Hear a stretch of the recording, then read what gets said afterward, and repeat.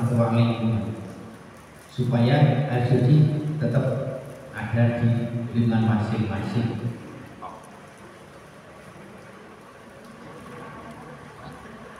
Oh, ini para minta juga ada air suci pasti ya.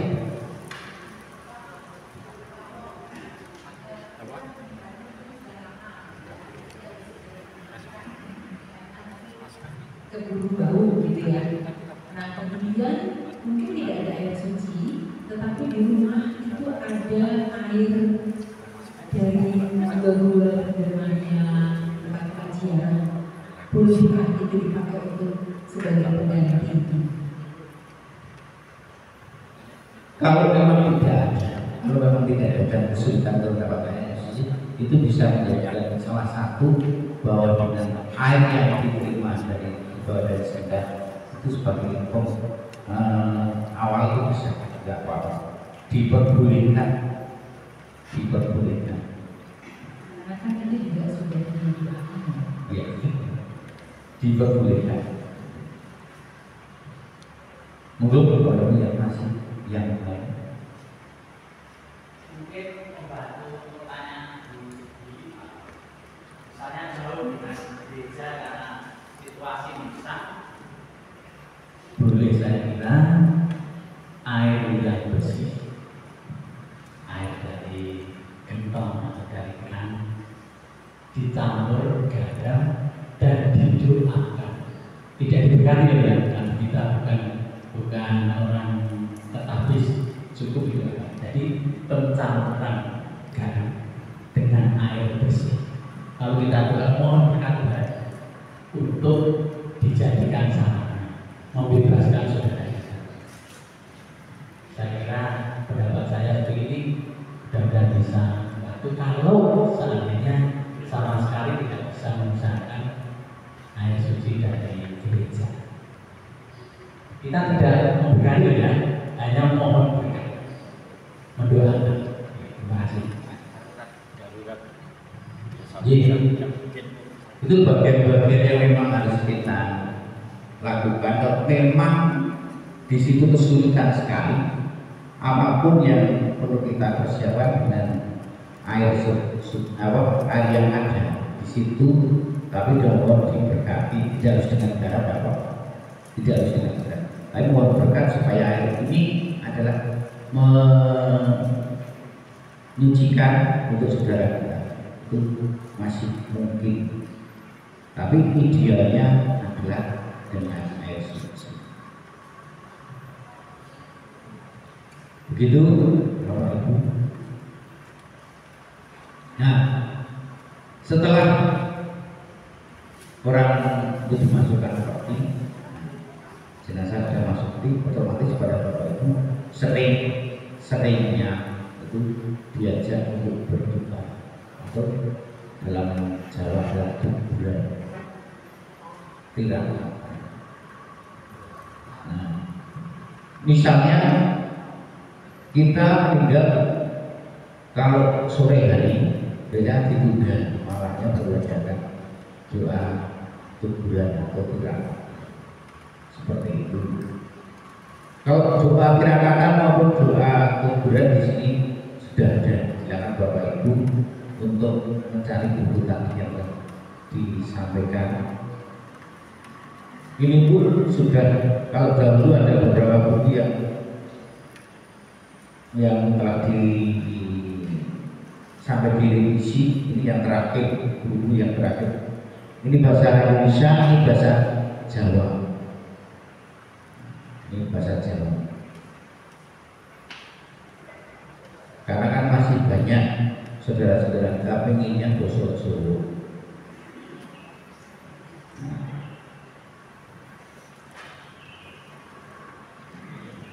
Buku ini adalah sebagai pegangan ya Bapak. Jadi ini untuk pakemnya memakai buku ini, tetapi dalam pengembangan bacaan, dalam pengembangan bacaan itu silakan Bapak Ibu untuk menyesuaikan, tidak terbatas dalam buku ini. Karena kalau terbatas dalam buku ini nanti umatnya berarti ngomong terus akhirnya bosen. Bosen. Apalagi gue Pak Eko terus umatin wah Pak Eko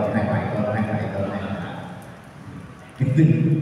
Jadi silakan Bapak Ibu bahwa ini adalah fotonya pakai buku ini, coba baca dan untuk renungannya silakan dikembangkan masing-masing saja.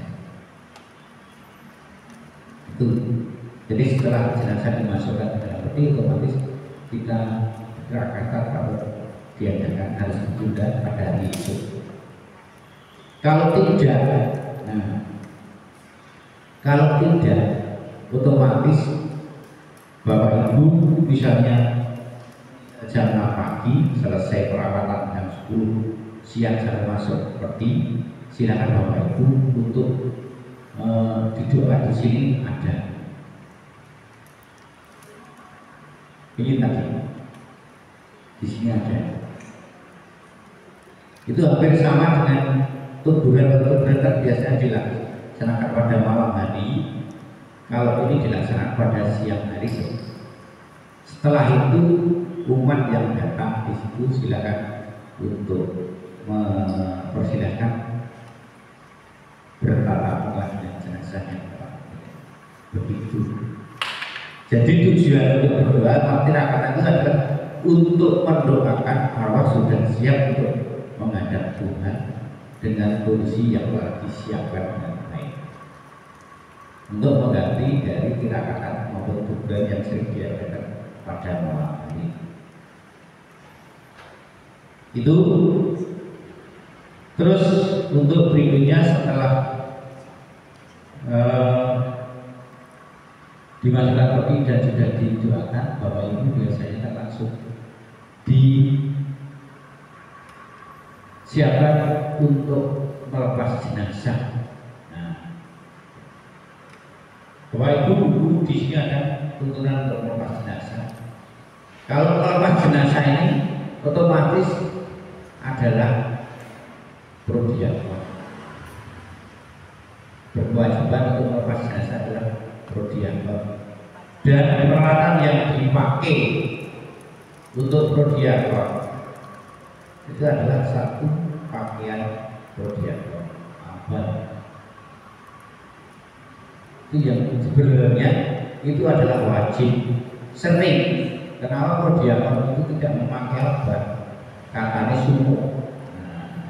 Itu yang tidak pas. Justru prodiakon itu kan dengan salah satu memakai pakaian abal itu menunjukkan kepada masyarakat umum bahwa kita itu memberi kesaksian pada Kristus sendiri. Jadi kita menjadi saksi Kristus yang memakai abal, tidak memakai samir. Maka diharapkan kalau ibu prodiakon kalau mau melepas jenazah itu sebenarnya tetap memakai abal. Betul. Kalau samir dan itu sebagai sarana untuk melengkapi. Tapi jangan memakai samir saja. Itu harapan saya. Sering hanya memakai samir saja. Kalau nggak pakai samir, kalau hanya pakai samir lebih baik nggak usah pakai sekalian. Bukan pakaian dari prodiakon. Nah, itu Bapak Ibu yang harus kita lakukan pada saat kita mau melepas jenazah. Nah, sekarang adalah perlengkapan apa pada saat kita mempersiapkan pemberkatan jenazah. Itu yang pertama adalah altar, yang kedua adalah kelengkapan yang lainnya. Terus di mana altar harus diletakkan? Secara ideal bahwa altar itu harus dekat dengan jenazah, ideal. Karena sering kondisi rumah masing-masing beda-beda, itu yang sering menimbulkan permasalahan. Tetapi yang ideal adalah memang altar harus dekat dengan jenazah. Terus perlengkapan yang diperlukan adalah satu lilin, wiruk, air suci, tanah, bunga, salib jelas, salib itu harus di situ. Dari kelengkapan tersebut yang harus kita persiapkan dengan baik sehingga pemberkatan ini akan berjalan lancar. Kalau yang lainnya ada bisa dan tidak, itu tergantung dari orangnya. Tanah ya.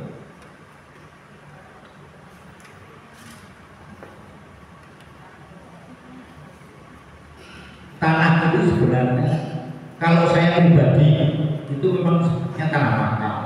Tapi kalau terpaksanya dan pada waktu itu pemberkatan sudah jadi mulai kita tidak menemukan tanah, ya sudah ambilkan tanah yang agak sekarang masih saja. Iya.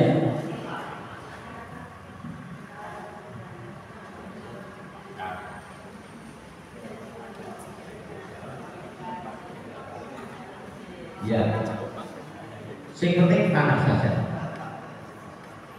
Cuma sering temukan tanah dan makam itu kesulitan. Nah itu tidak apa-apa. Yang tanah karena kita berawal dari tanah kembali ke tanah. Itu aja pegangan kita.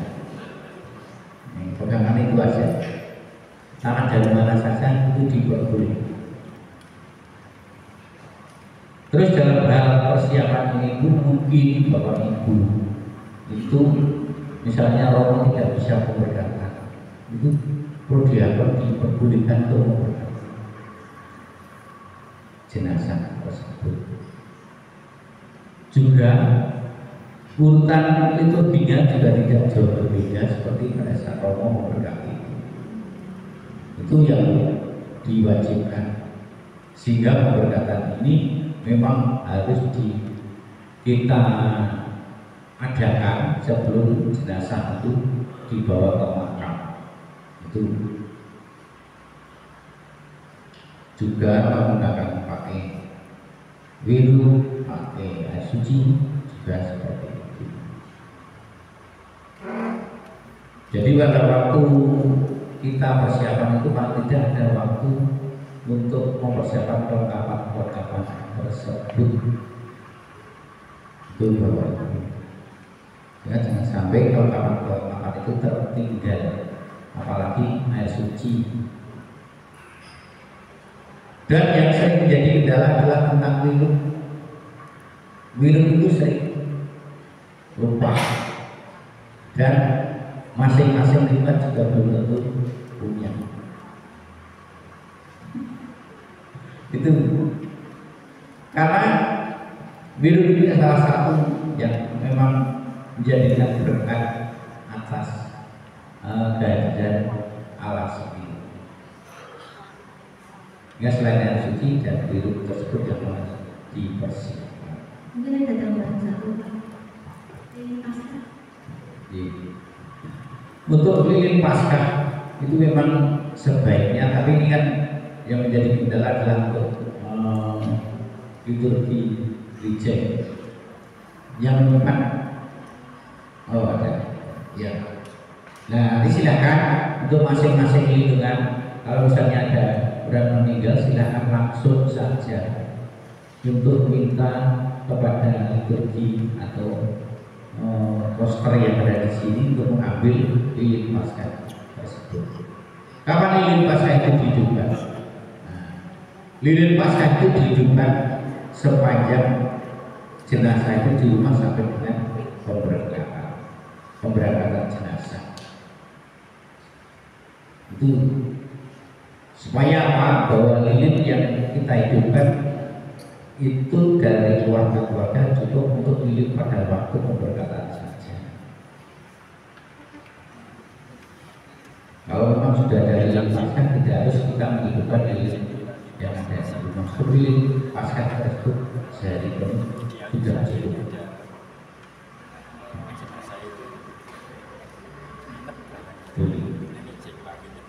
Kita menggunakan prasarana yang lain, keyakinan dengan biru itu juga boleh, tapi tetap pilih prasarana kita hidupkan.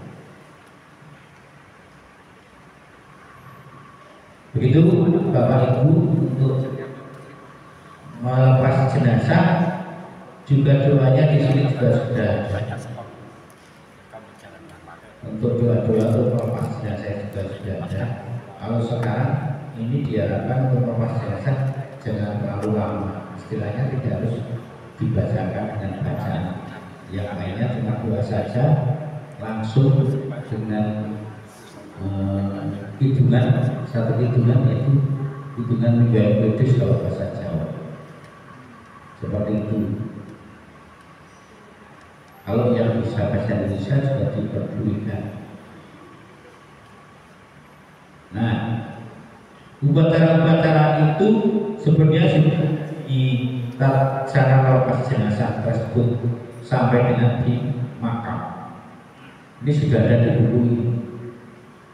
Terus bagaimana dengan Bapak Ibu selaku liturgi, pemandu liturgi lingkungan? Nah, ini yang menjadikan bagian Bapak Ibu untuk mempersiapkan.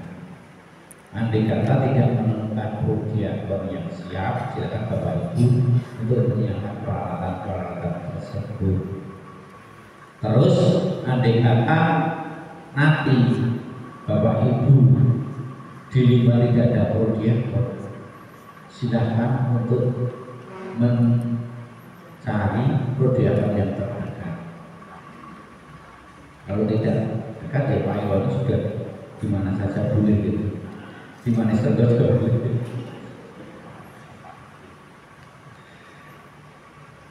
Itu Bapak Ibu ada pertanyaan pada Bapak Ibu yang saat ini hadir sebelum hal lain tentang pemberkatan misa ibadat atau peringatan-peringatan yang lainnya. Monggo.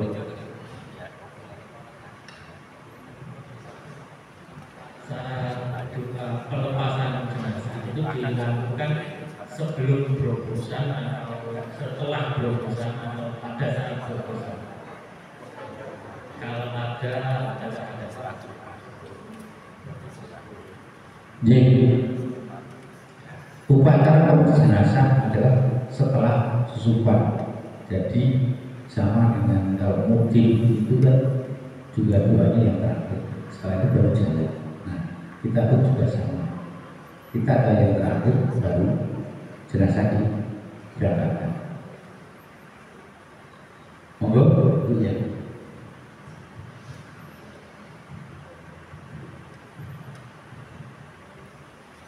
Buku-buku yang wajib dimiliki oleh baik prodiakon maupun liturgi di lingkungan khususnya itu apa saja jadinya Pak?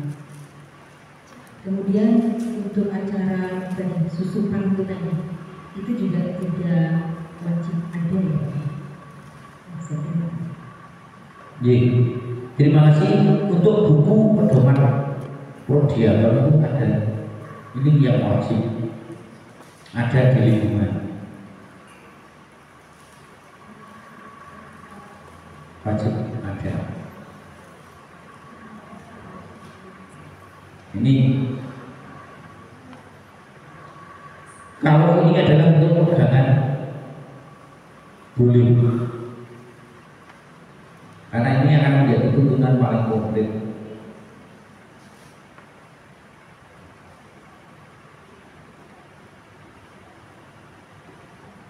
Apalagi kalau prodiakon ini menjadi kesujukan, ini menjadi pertanyaan. Untuk apa sudah disiapkan? Di sini sudah tidak baca saja. Itu. Makanya saya itu menjadi prodiakon, saya itu mencari beberapa buku dan yang lainnya pun disumbang dengan keluarga. Itu diterima buku Konmosolabet itu.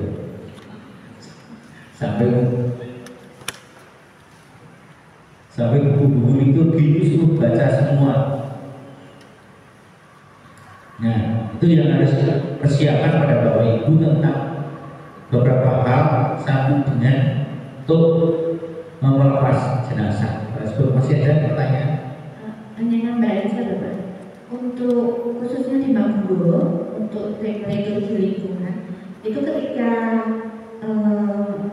ada yang meninggal, kemudian untuk karena kita itu sudah ada pelayanannya, jadi biasanya untuk peti itu bisa langsung menghubungi Bapak Kamso yang di bagian pelayanan. Nanti kalau yang tidak punya nomor HP Pak Kamso bisa hubungi saya, nanti saya yang di situ bisa berembuk dengan keluarga untuk biasanya dibantu Pak Kalim juga untuk apakah akan menggunakan peti yang sudah sesuai budget yang dari pelayanan atau tidak. Jadi memang itu keputusan dari keluarga. Jadi biasanya kan keluarga sudah menjauh, kalau posisi kayak gitu sudah nggak bisa berpikir begitu ya. Jadi begitu di lingkungan kan ya kita yang mengatur itu. Jadi nanti bisa berbentuk apakah mau pakai peti yang mana dan karena Pak Kamso ini juga nanti seumpama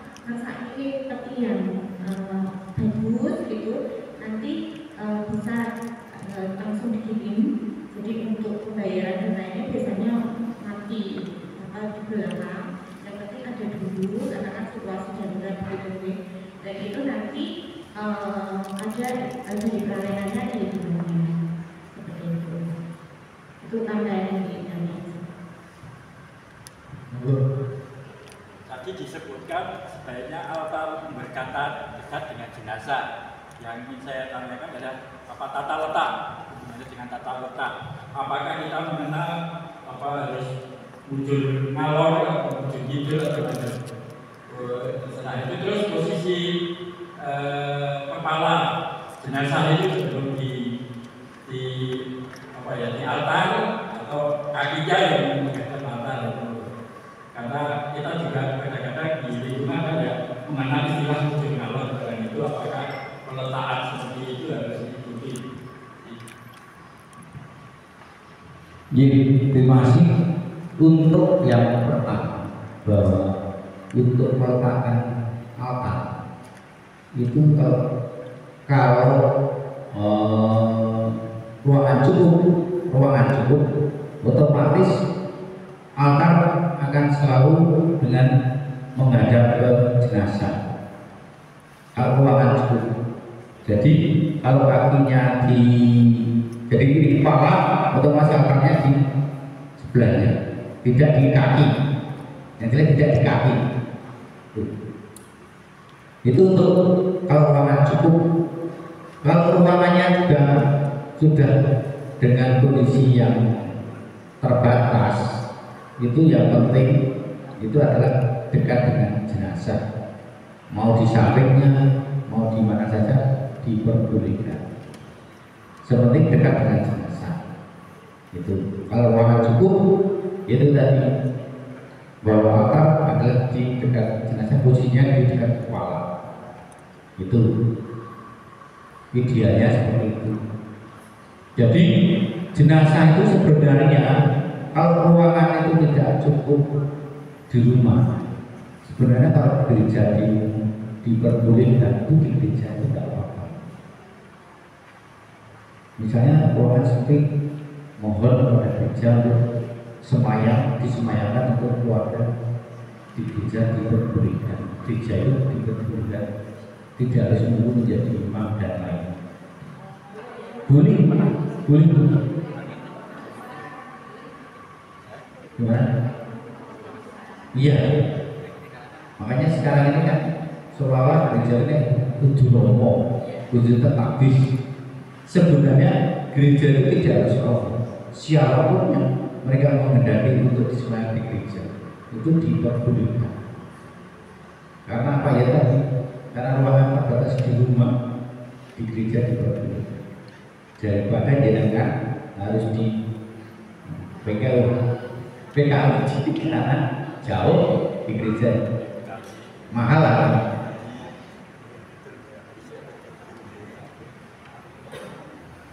Monggo untuk yang terakhir adalah tentang ibadah pada saat kita di makam. Itu tadi belum menjawab masalah mujur ngalor ngidul itu diperhatikan ya. Kalau mujurnya ini kalau tidak punya pegangan, ideal tidak punya pegangan, cuma orang Jawa sering menjadi mujur ngalor ngidul. Nah itu orang Jawa. Tapi kalau sebagai kita punya iman Katolik, iman Kristus, itu mujur tidak terganggu, tidak menjadi kendala. Mereka juga tidak akan menuntut. Aku harus juga kita pun tidak menuntut. Itu. Tapi yang penting bahwa keyakinan masing-masing orang itu kita memang harus menghormati. Keluarga mintanya untuk dijurkai kalau kita kan juga tidak bisa dipaksakan. Rapuh tidak bisa. Kalau keluarga sudah memintakan seperti itu ya kita turuti. Tapi pegangan kita sebagai orang Katolik bahwa kita tidak terpengaruh dengan menjadi kendala mencuri mana saja. Itu aja.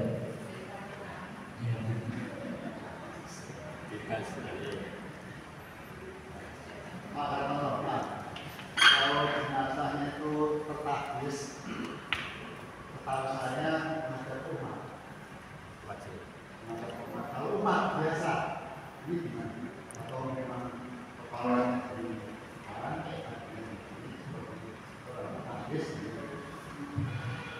orang tertabis namun tidak tetap sama.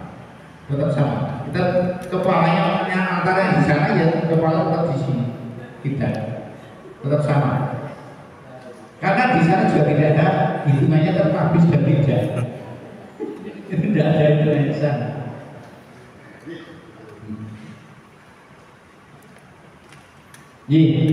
Sekarang pada saat kita untuk doa di makam itu punya seperti ini.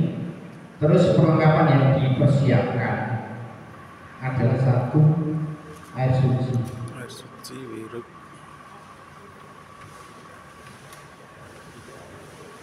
salib,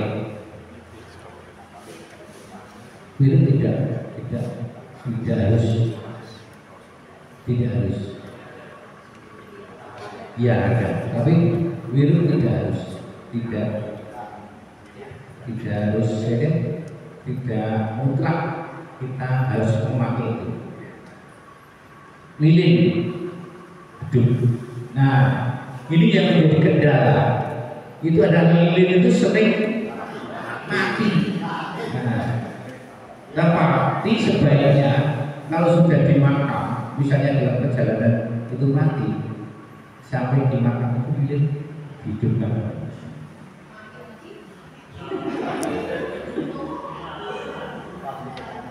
Sebaiknya lilin itu tetap ada sampai dengan pemberangkatan, sampai makam itu memang sebaiknya ada, idealnya ada.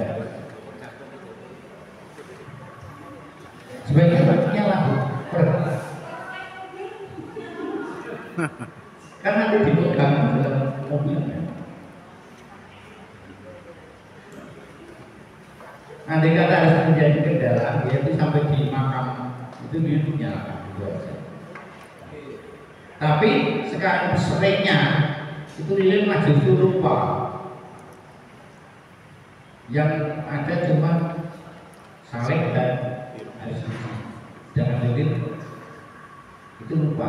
Maka kami harapkan untuk sekarang setelah kita mengetahui lilin itu harus kita persiapkan.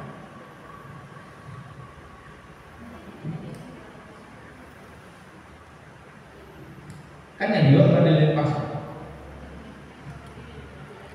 dia tidak bisa.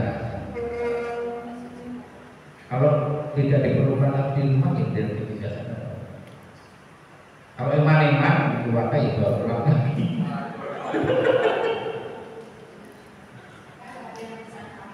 Iya, gitu.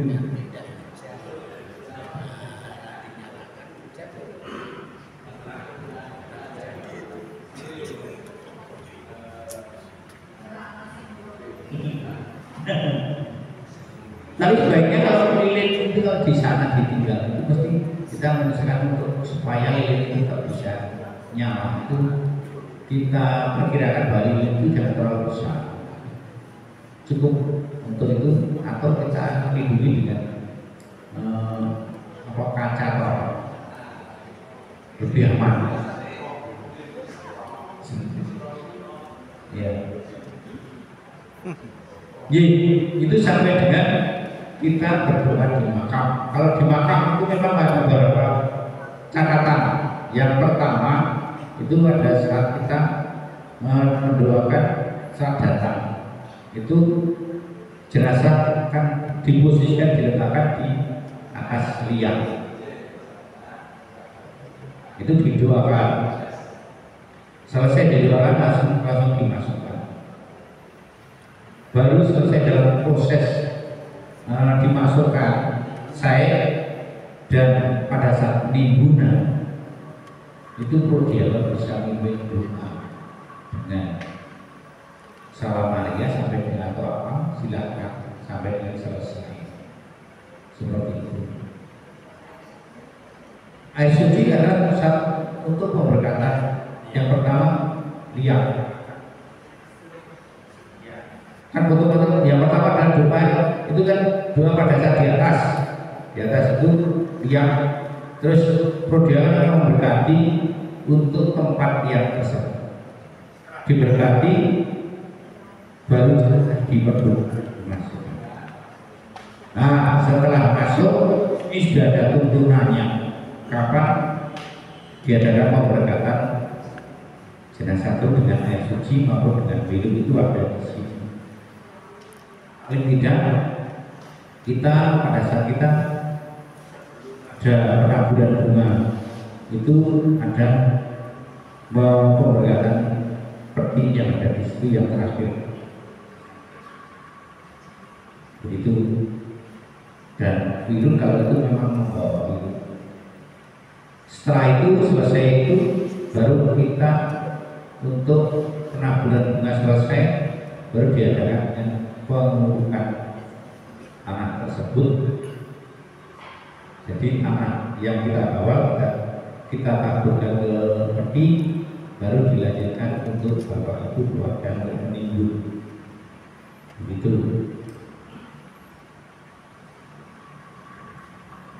Ada pertanyaan sampai di sini? Ini cuma per kasus ya, karena sekarang itu kalau di makam-makam itu kan umatnya kita sendiri yang hadir sedikit, dan sudah banyak digunakan oleh jasa-jasa tukang pemakaman itu. Itu kadang-kadang kesannya trouble pengaturan, apakah memungkinkan misalnya datang itu langsung masuk makam baru dilanjutkan dengan doa-doa.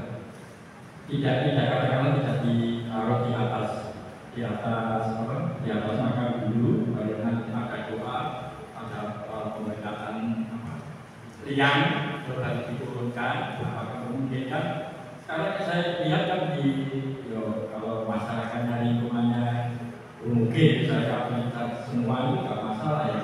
Sekarang itu mungkin ada yang membawa itu orangnya bukan orang Katolik, terus kadang-kadang ya mereka sudah mau langsung masuk, terus kalau kamu harus pergi seperti itu, untuk menghindari supaya jalannya pendoaan itu bisa lancar, maksudnya sudah dimasukkan sekalian doa, lalu mereka sudah dipanggil setelah menguruk gitu. Kalau itu kan kadang-kadang ada dua kegiatan, menurunkan liang itu sendiri, lalu menguruk ada kejadian seperti itu.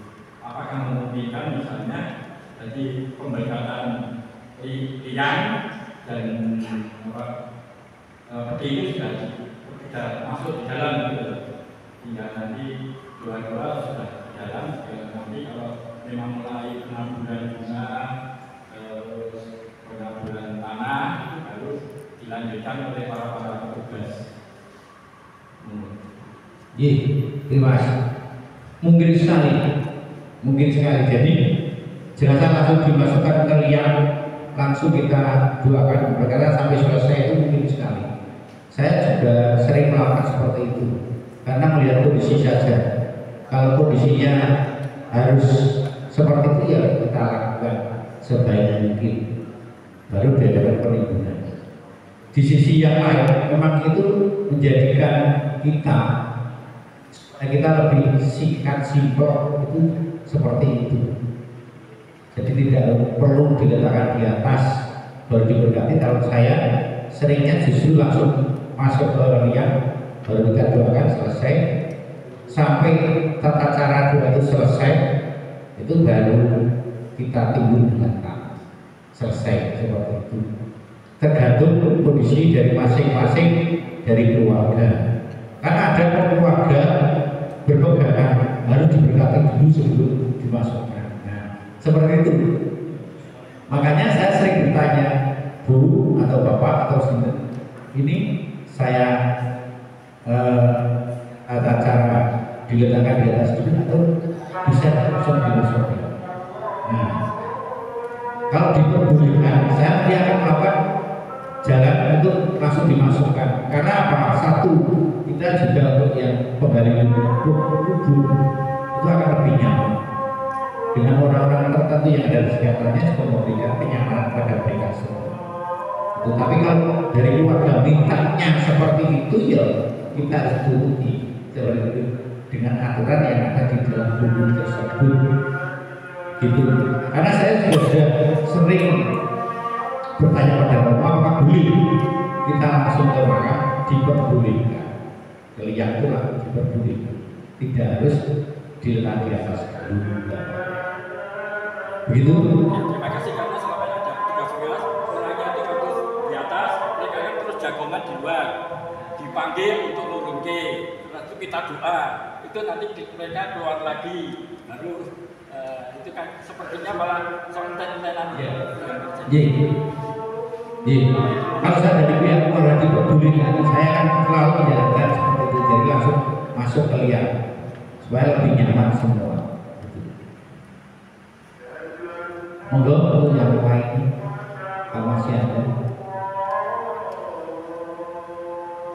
Ini untuk yang berikutnya tentang bagaimana mempersiapkan perayaan tersebut. Satu, yang bertanggung jawab tentang adanya peristiwa seperti ini siapa?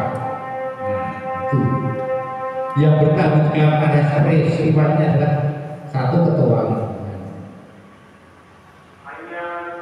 Ketua lingkungan otomatis dia akan datang ke rumah yang duka tersebut. Yang kedua, apa yang akan dilakukan? Dia akan koordinasi dengan keluarga. Setelah koordinasi dengan keluarga, siapa yang harus menghubungi Romo? Sebaiknya ketua lingkungan, Lurah Burina. Sebaiknya ketua lingkungan sekarang mengurangi Burina, sekarang Burina terjerat. Begitu. Ketua lingkungan sudah cukup. Andai kata ada beberapa orang yang ada di sana diminta juga nggak apa-apa, tidak harus ketua lingkungan. Misalnya ketua lingkungan nggak bisa minta tolong yang lainnya tidak apa-apa. Yang penting satu, koordinasi dengan keluarga. Yang kedua adalah kita harus koordinasi dengan Romo Pastor kapan akan dilaksanakan untuk pemberkatan tersebut, sehingga setelah itu pemberkatan itu bisa dilaksanakan dengan Romo akan dilaksanakan. Andai kata tidak, kita harus bisa melangkah berikutnya. Kita harus menghubungi dengan siapa, itu yang harus kita lakukan. Ternyata Romo Paroki tidak ada, kita mencoba untuk Romo Paroki yang Romo yang punya dengan izin Romo Paroki. Jadi pemberkatan jenazah itu sebaiknya kita minta pertimbangan kepada Romo Paroki. Kalau memungkinkan Romo Paroki, kalau tidak ya kita mencari Romo Paroki lainnya atau Romo yang lainnya. Kalau terpaksanya Romo Paroki tidak bisa, Romo yang lain tidak bisa, yang boleh itu koordinator. Seperti itu untuk pemberkatan jenazah tersebut, sehingga jenazah itu otomatis sudah diberkati, dimakamkan, sudah dipersiapkan dengan baik. Itu Bapak Ibu semua. Sedangkan untuk Bapak Ibu yang sekiranya nanti dalam memimpin ibadat arwah, ibadat arwah ini kita lakukan biasanya ada yang keluarga minta 1 sampai dengan 7, sedangkan ada keluarga yang hanya minta 3 dan 7, seperti itu. Kita hanya menyesuaikan saja supaya tidak menjadi kendala. Kalau keluarga mintanya 1 sampai dengan 7, ya kita layani dengan baik. Kalau mintanya yang 3 dan 7, ya kita layani 7 hari itu kita layani dengan baik. Terus yang memimpin, yang memimpin untuk bentuk sakramental ini. Ini tergantung dari sakramental yang diadakan. Kalau memang bentuknya sakramental ibadah, itu adalah prodiakon. Bentuknya ibadah itu memang harus prodiakon. Terus haruskah prodiakon sampai dengan 7 hari? Pertanyaannya seperti itu. Kita mempunyai prodiakon di stasiun Mobo itu ada 22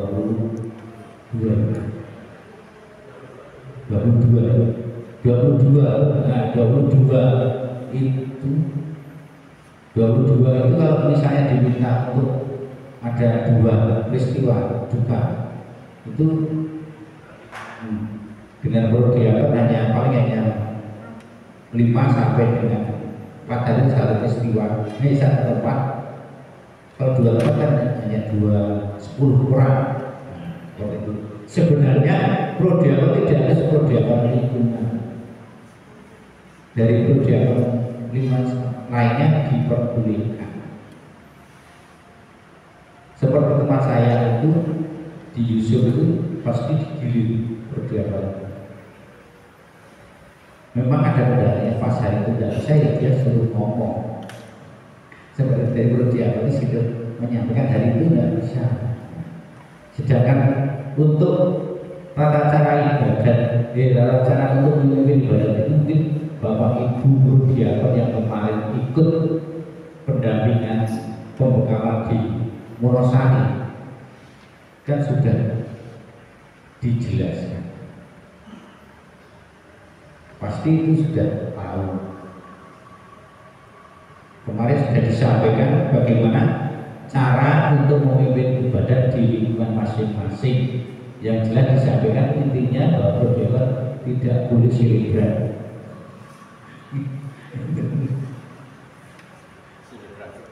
Selebgram prodiakon tidak diperkenankan. Jadi kalau memimpin hanya 1 prodiakon, kalau prodiakon datang yang lainnya itu bisa membantu dengan membaca kitab suci maupun membaca doa. Seperti itu. Kalau memimpin ibadah sakramental tetap memakai pakaian prodiakon. Enggak. Tapi memimpin tetap memakai pakaian prodiakon.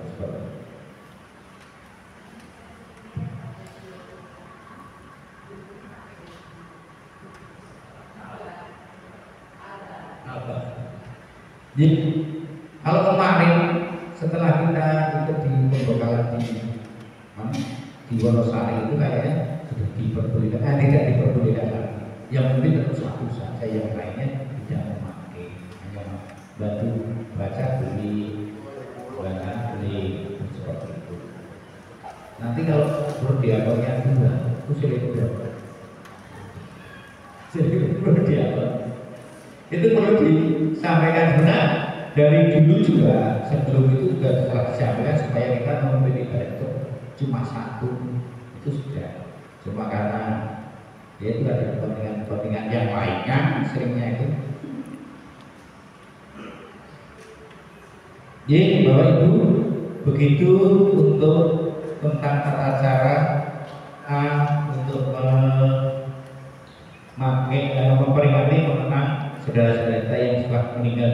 Sedangkan yang buku yang kita pakai itu yang menjadikan sering kendala. Untuk beberapa romo memang romo itu akan mengacu dari buku ini, Misa Peringatan Allah, itu pasti mengacu dari sini. Tetapi untuk beberapa romo dia akan mengacu dengan buku bacaan harian. Nah, terutama romo Kalasan yang mengacu buku bacaan harian adalah romo muda. Romo dadang itu tidak perlu bertanya lagi mau begini pun tidak, tanya aja bacaan romo memakai bacaan apa ya seperti itu. Kalau hari Minggu kita mengadakan misa awal, itu dia akan mengacu bacaan hari Senin. Tidak akan menggunakan bacaan dari hari Minggu, karena hari Minggu bacaan sudah dibaca pada saat misa itu, dan sudah dibacakan kita dengar di mana-mana dan bisa didengar melalui mass media. Jadi kalau romo misalnya romo dadang itu mimpin ibadah memulai misa memulai, pasti menggunakan hari Minggu menggunakan bacaan dari Senin. Kalau hari yang lainnya dia akan mengikuti bacaan harian. Itu. Jadi Bapak Ibu semua, seperti itu bagaimana cara kita melayani baik romo maupun bukan. Nah, kita selaku pengurus lingkungan, pengurus liturgi, ya kita sepandai-pandainya untuk memahami karakter masing-masing romo. Itu yang kita pahami supaya bahwa romo di sini pun kita layani, umat kita layani dengan penuh sukacita. Orang romo itu ini berbunyi bersambut, ada begini. Itu Bapak Ibu. Sebelum mungkin ada hal yang perlu dipertanyakan.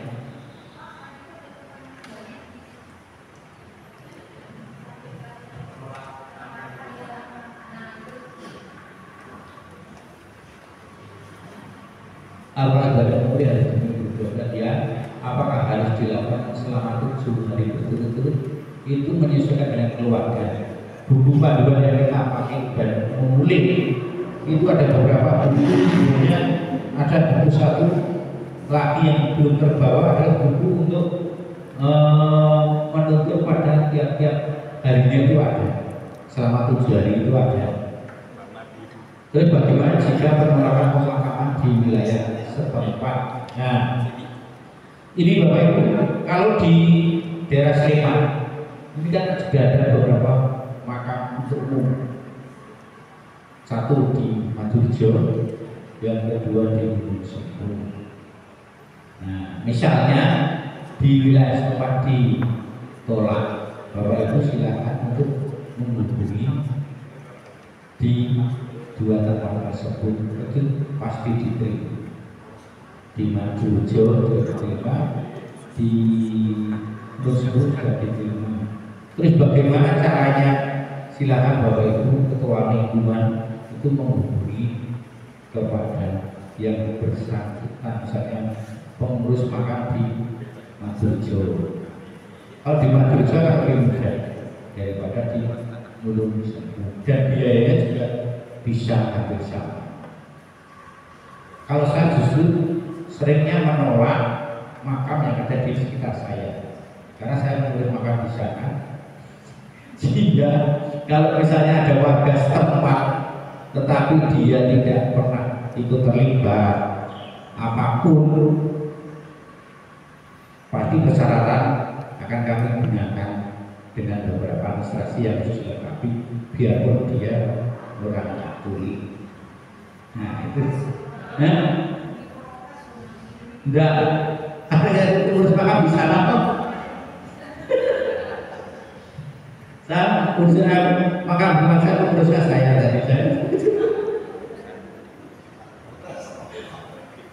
Malah saya itu kalau orang Katolik itu mudah daripada orang Islam. Karena apa? Kalau orang Islam masanya menjadi keberatan, jadi masalah.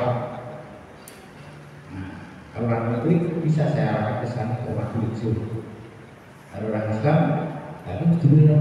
Nah, cuma saya pendekatannya bagaimana? ya sekarang silakan untuk menghubungi perolehan masjid. Sedangkan perolehan masjid sama saya sudah sama. Iya. Berarti saya kalau nolaknya saya masih menghubungi perolehan masjid ketika saya. Begitu disarankan ke Abdul juga.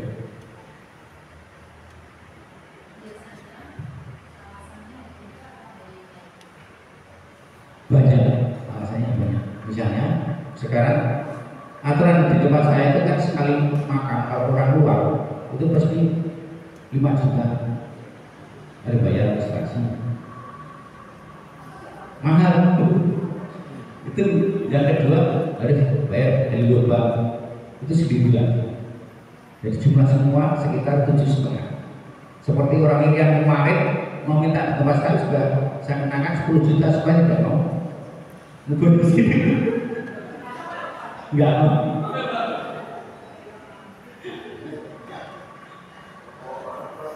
Jadi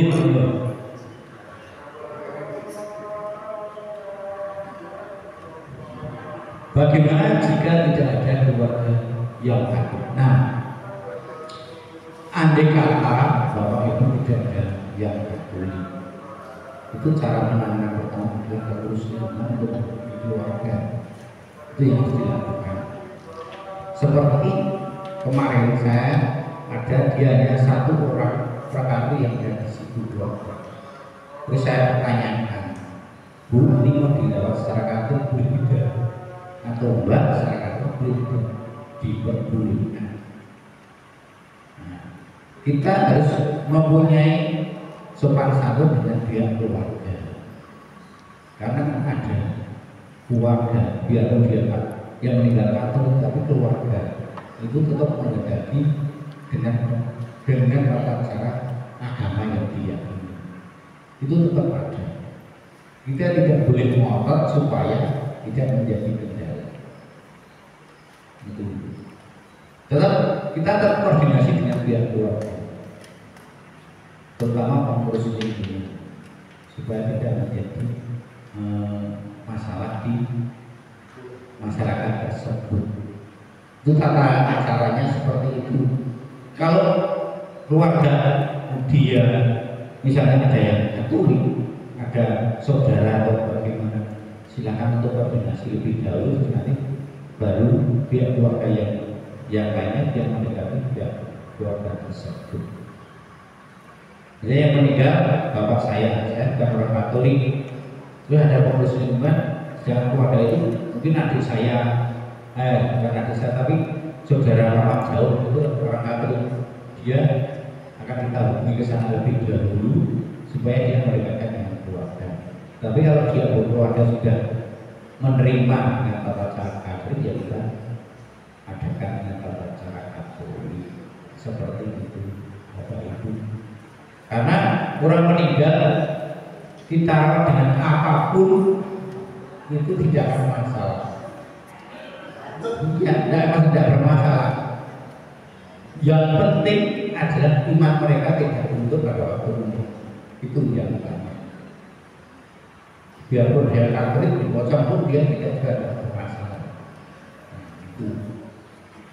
Yang penting untuk lingkungan itu setiap kali kita berkumpul atau dalam bentuk doa lingkungan itu bisa disebutkan dalam wujud doa tersebut. Salah satunya seperti itu. Karena pengalaman yaitu temannya istri saya itu yaitu keluarganya memang dari Katolik, tapi dari pihak keluarga juga tidak perbolehan tata cara Katolik. Nah, sampai suster pun mendekat juga tidak boleh. Ya tapi akhirnya ya monggo gitu. Maka diperlukan adalah adanya etika supaya kita berhubungan dengan pihak keluarga. Begitu Bapak Ibu semua, silakan.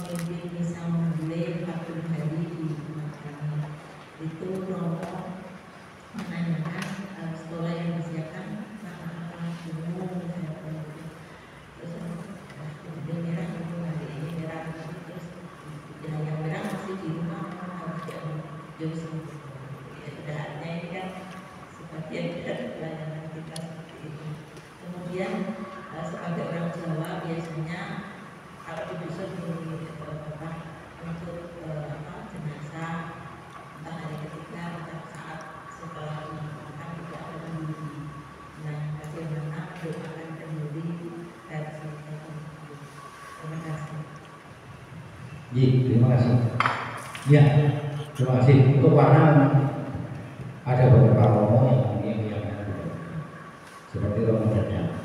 Dia selamanya namanya misa awal. Dia tetap akan menggunakan, dia tidak akan menggunakan putih. Tapi ada beberapa romo pada sudah sering lebih dia akan minta putih seperti itu. Tapi ada romo yang seperti tadi dikatakan itu, seperti dia menyesuaikan kalender liturgi. Nah, itu sedangkan yang kita berarti adalah awal, bukan kalender liturgi. Itu disampaikan aja kalau mau lama, nggak apa-apa. Jadi untuk kenduri, nah untuk kenduri ini memang kita kebetulan di sini saya ada kenduri. Jadi ada buku kenduri tata cara kafir ada. Tidak, kalau kenduri itu justru tidak. Itu karena bukan sakramental. Itu adalah untuk doa, kirim doa. Itu siapapun boleh mendoakan, keluarga boleh. Orang yang jelas yang mimpin adalah orang yang memang paham dengan tata cara itu. Jadi siapapun boleh untuk memimpin ibadat kenduri. Karena kenduri dengan misalnya kita untuk umat yang lain otomatis tidak lama, hanya sekitar 10-15 menit itu dia sudah baca. Jadi kita tidak perlu memakai bacaan tersebut. Seperti itu. Jadi siapapun boleh memimpin kenduri. Ada bu. Nanti ada bukunya buku. Di sini ada buku kenduri tata cara doa kenduri. Ada. Jangan saya lupa bahwa yang Jawa juga ada, bahasa Indonesia juga ada. Begitu.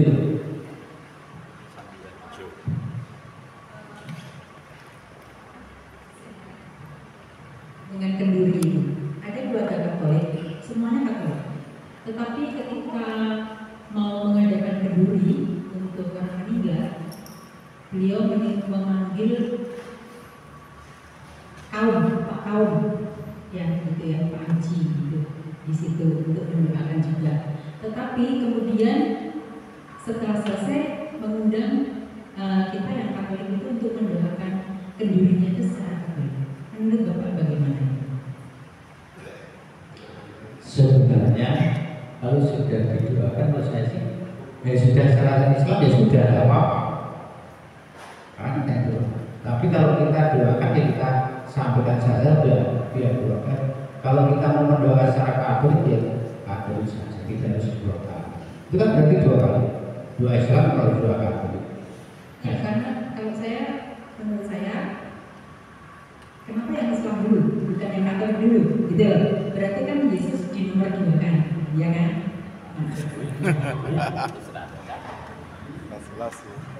Sebenarnya doa kenduri itu emang seringnya karena dia itu ini termasuk iman, karena iman lagi.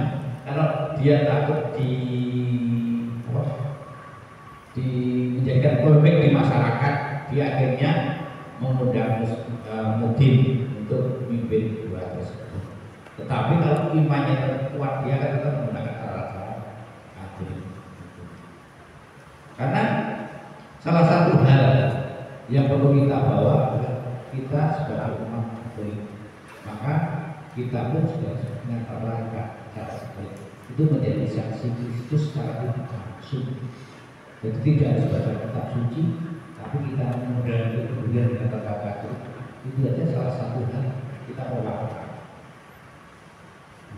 Tapi kalau kita justru mengundang mudin, nah ini yang menjadi pertanyaan kepada Katolik. Nah itu aja pertanyaan. Kalau orang Katolik dia kan tetap tata cara Katolik. Kalau mengundang mudin berarti dia seperti tanaman yang jatuhnya kita tanam nabung binehu yang jatuhnya di semak-semak berduri. Dia akan tumbuh mati gitu. Nah seperti itu. Jadi Bapak Ibu masih ada?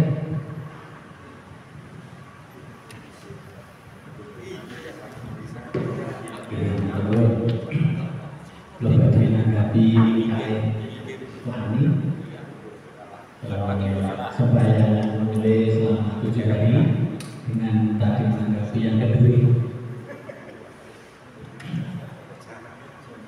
Kalau di daerah atau di lingkungan para Kalasan bagian timur, misalnya seperti di Juwangan, di Katilojo, Mengetan, itu saya ketahui selama 7 hari memang yang memimpin Prodiaga.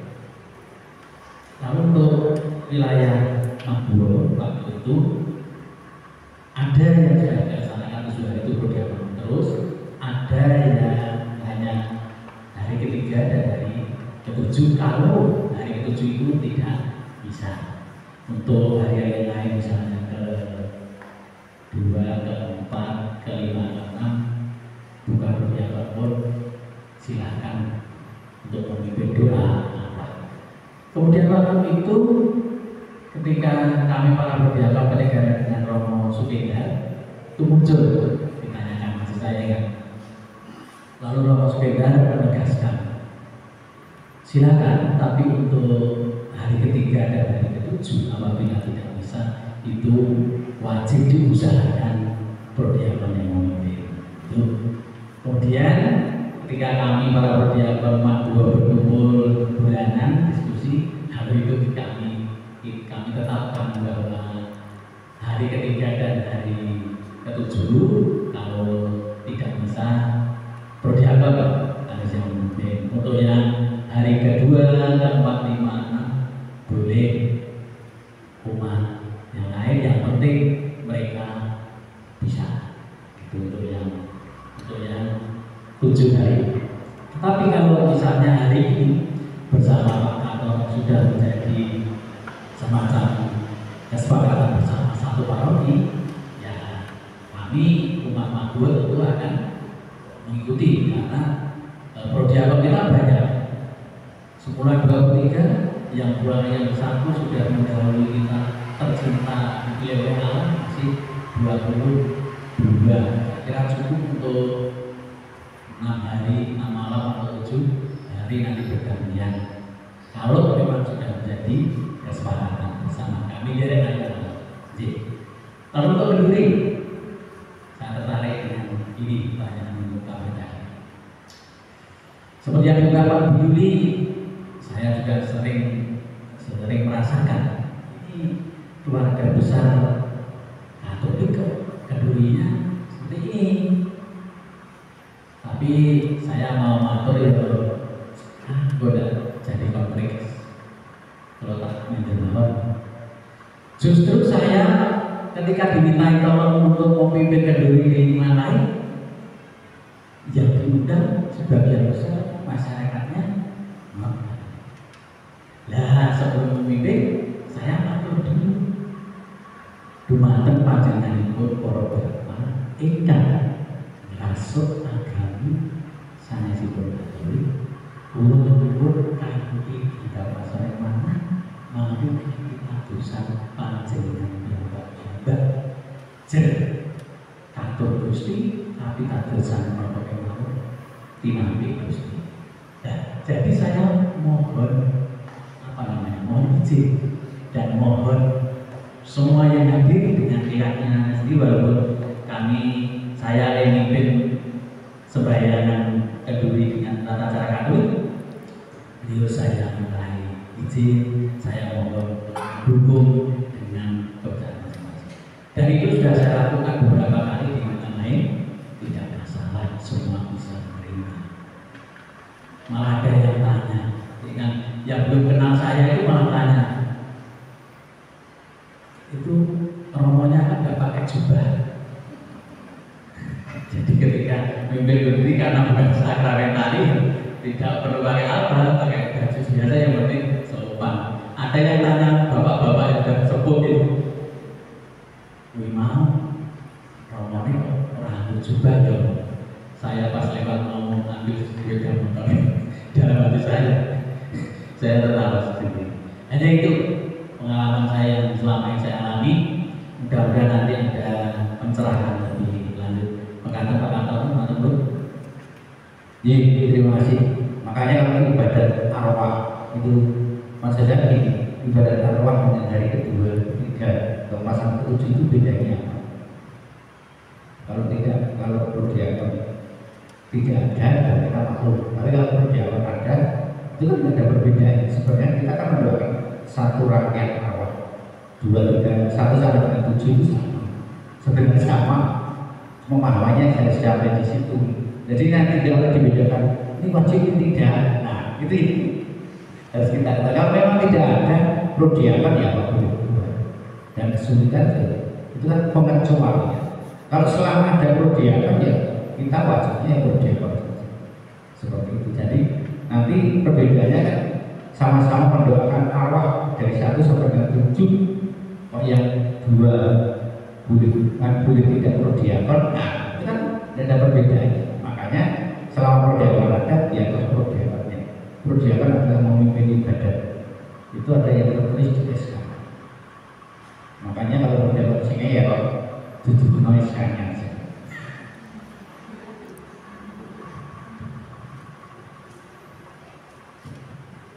Pak, saya hanya menambahkan saja.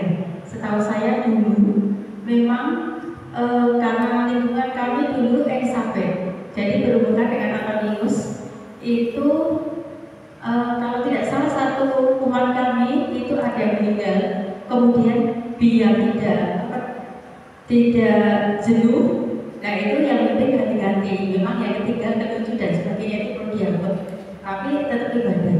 Tapi kedepannya setelah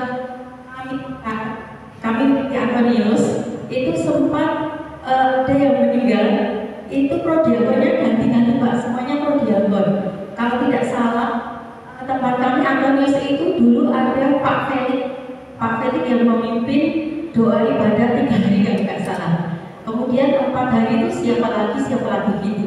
Jadi memang sudah dilakukan untuk selama 7 hari itu berganti-ganti prodiakon. Gitu aja penambahan. Oke. Terima kasih. Berarti kan sudah berjalan semua. Begitu. Itu Bapak Ibu.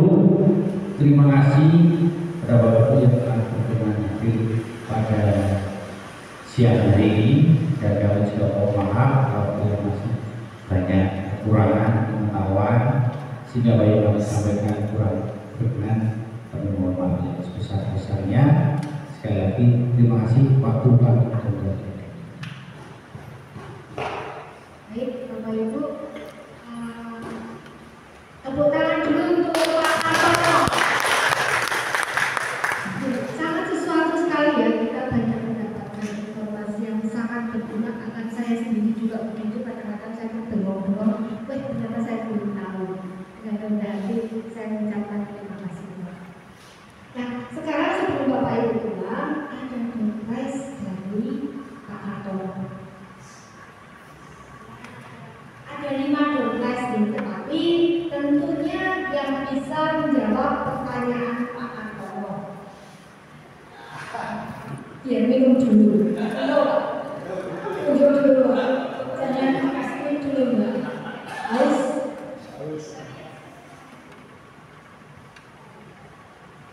Untuk Pak Antono. Pertanyaan pertama.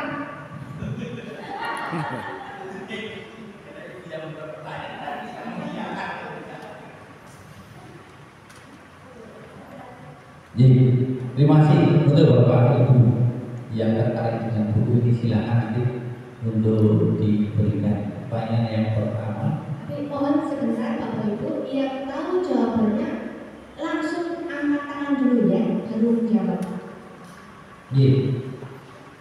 Untuk pertama, untuk yang memimpin ibadah. Nah, sekarang yang untuk memimpin ibadah pada saat kita di makam itu yang boleh menjalankan ibadah itu siapa? Silakan katakan.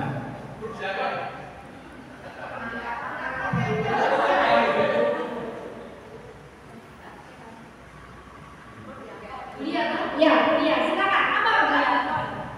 Ya, kon. Betul, silakan.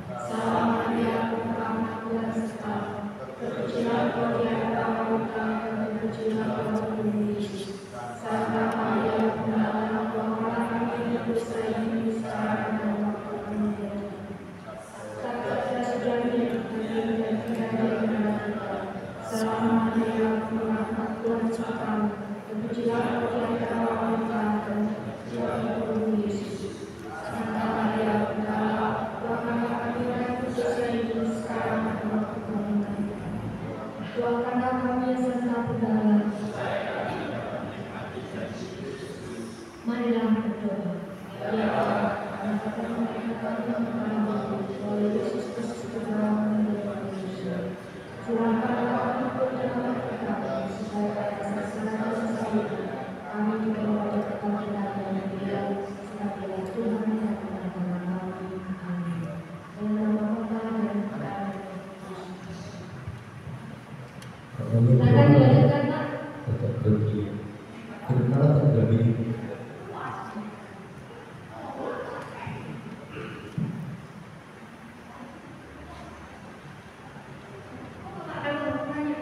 Jadi pertanyaan kedua, untuk kelengkapan paling utama dalam ibadah orang sakit maupun orang meninggal, kelengkapan paling utama silakan.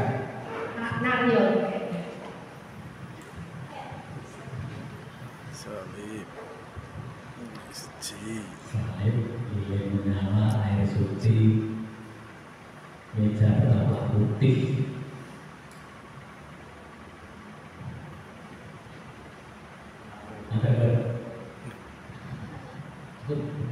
Cukup, nah sudah ada lilin, salib, taruh putih, dan air suci. Itu syarat utama. Itu.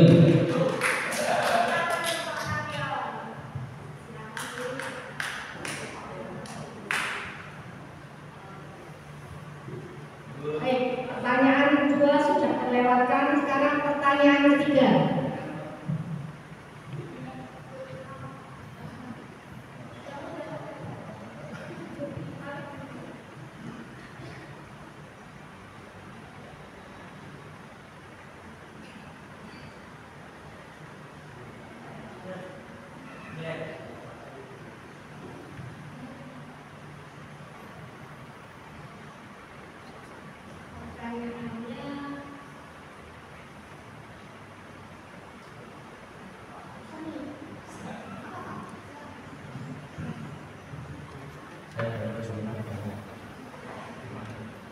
Selain ibadah memulai kita jalankan, ada ibadah lain yang biasa dilakukan di lingkungan sudah dua saja.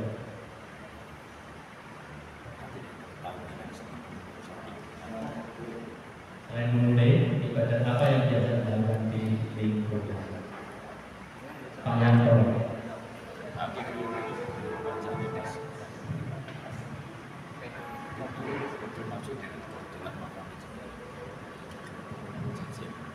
Ibadah mendekatkan umat, ibadah itu dari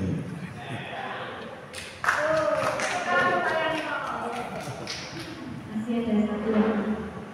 Nah, sekarang saya sudah punya pertanyaan. Kedua, boleh. Pertanyaan dari saya.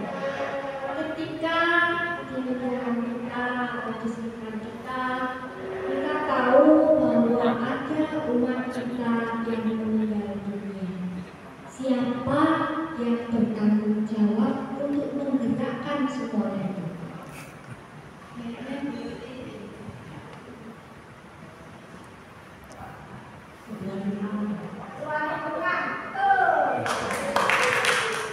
Pertanyaan terakhir dari Purna.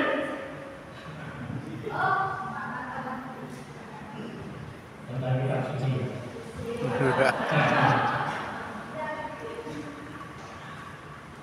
Kita perjanjian lama yang pertama itu adalah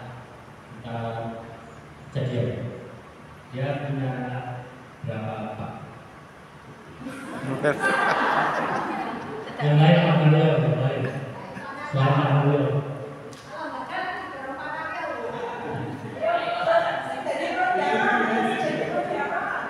Kitab Kejadian ada berapa? Bab? Ada 50 bab. Kemudian selanjutnya setelah kitab Kejadian kita apa? Oh ya.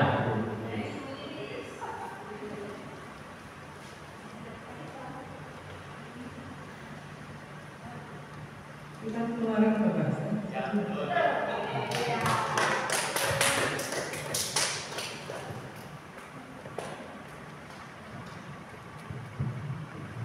Baik Bapak Ibu yang terkasih dengan Kristus, matur nuwun sangat untuk rawuhipun pada siang hari ini, dan